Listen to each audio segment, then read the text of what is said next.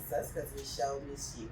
Look, watch, like, and subscribe to our channel at Sister Sis 1988, as well as follow us on all our social media platforms at Sister Sis 1988. We're coming back and bringing Miss Ashley of I Am Her back for her second episode. We're going to continue with this wonderful power and mentor of the community. So let's go here. Yes, Miss Ashley.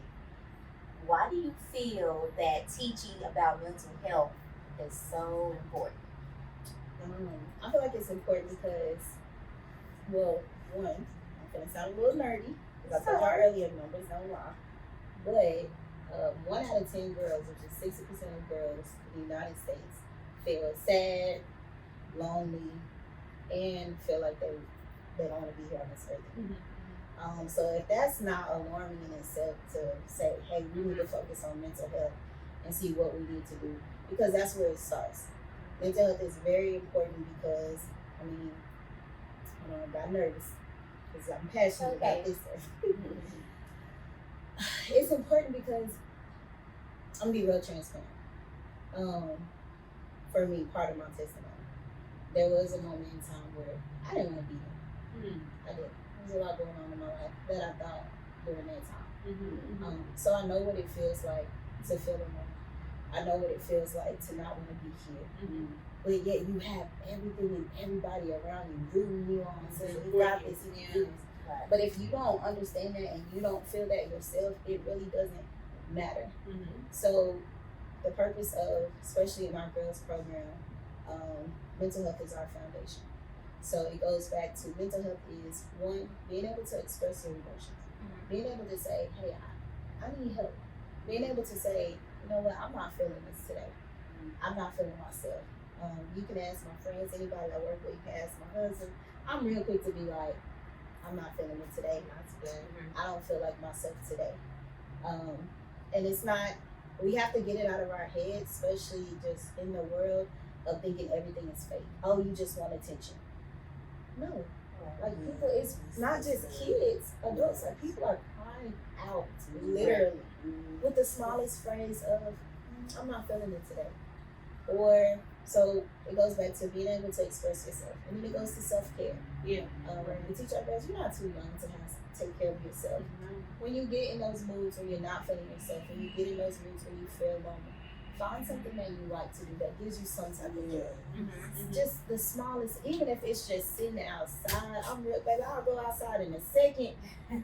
Let me catch my breath. Let me, get myself together. Because you have to have that time. And I think nowadays, everybody is popular to be surrounded by people. Everybody wants clout. Everybody wants to be known. I want to be popular. I need a entourage. Right. That's not healthy. Sometimes you need to know how to be by yourself. Right. Because when you by yourself, to be honest, that's the only time you can really just truly be yourself. It's just you and you. And I always tell people, you can lie, but just don't lie to yourself. That's a perfect time. You're not gonna lie to yourself. You gotta come through a when session. You've been by yourself for a minute. It even allows you to start finding. You find out stuff that you don't like about yourself. I think you've been in the I'm Her session because I promise you, we said that. We said like we can't help you unless you're honest with yourself. Yes, like that's most important. Yep. So you have to be honest with yourself and say, like, even at that age, like anything that we do, they have an opportunity. We don't do names. They don't put names on papers. We teach, hey, if you don't want anybody to see your answer, you can do the project in the hallway. Separate. Have that time of reflection to yourself. So that's one of the reasons. That's another thing about mental health. So expressing yourself, also knowing how to spend time with yourself and get to know yourself. And then, like I just stated earlier, my favorite is knowing your worth. Like, God put you on this earth. You didn't just pop up on here for no reason. You did not pop up here for no reason. So find your purpose and understand that your purpose, I think, especially with social media and stuff now, that when we say find your purpose, some people think it's this grandiose thing. Like, I need to be like Oprah. I gotta be like Beyonce. If I do this, I gotta be on top. No, there's purpose in every little thing. Even the guy working at in the back cooking fries, he has a purpose to make sure those fries are fresh, crispy, put a little salt on. You know what I'm saying? That's his purpose, and it's true. It's very true. It is, It's because very we want them fries, and I don't want some fresh fries. So at that time, that's your purpose. So the smallest little thing has purpose. It So does. understand that. So that's why mental health is important to me. Just starting from the jump is understanding that you're needed on this earth. You're needed on this earth. So yeah. You kind of somewhat hit on my next question. No, good. Like, what is the importance of knowing your worth? Oh, well, I did hit on You it. did. You did. But I was trying to. So one of the examples that I use, if you put a price tag on your worth, you put a price tag on your worth. You gonna take it to the pawn shop, or you gonna take it to Finn?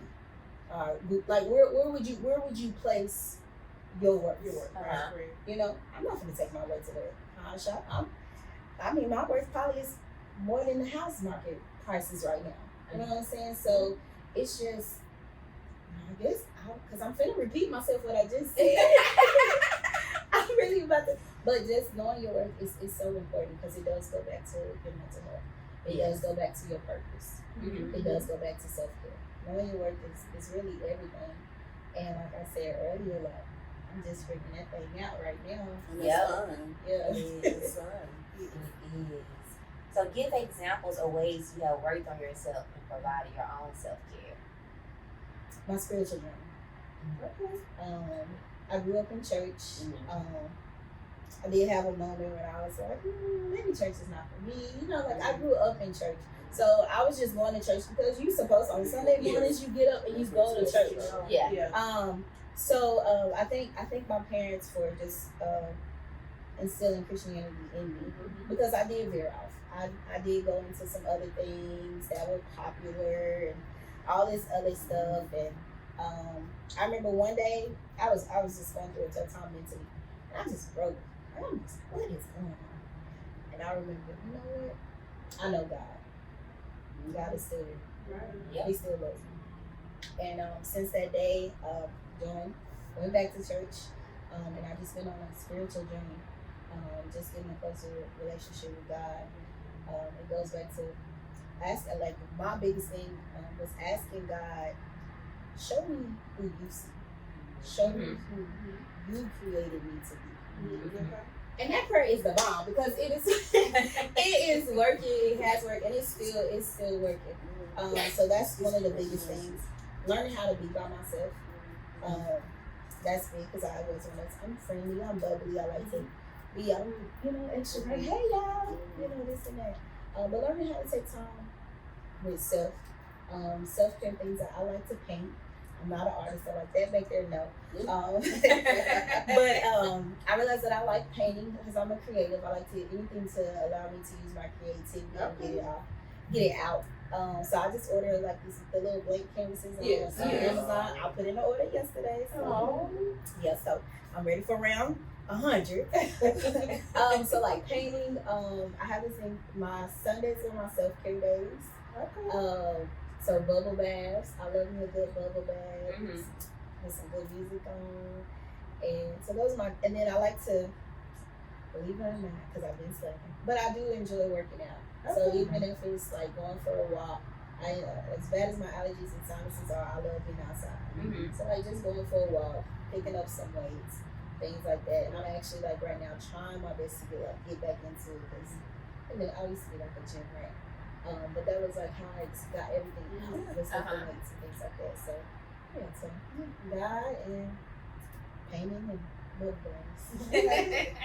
And it's funny that you mentioned the whole learning to be by yourself, because I've seen so many people that they are not comfortable with doing things by themselves, going out to eat, going to the movies, like they just will not do it because they gotta go by themselves. How do you do Right. Maybe I just walk in there and I sit down. Right. I have the best time, the best dates by myself. That's conversation. You don't have nobody interrupting you. You just, you can laugh. Do what you want. Let's move to your own pace, your flow, whatever. It's good. It's all good. What empowers you to push forward? Waking up every day. it's another opportunity that wasn't promised to me. Right. So just to wake up, it's like, okay, God, I'm still here. I still gotta do it. You still gotta be another day. Yeah. So I know that's short and sweet, but that's in reality, it's just being able to wake up and say, oh, all right, I'm not finished yet. Let me keep doing this. Well, Until next time. there is strength in sisterhood. And supporting sisterhood. Bye.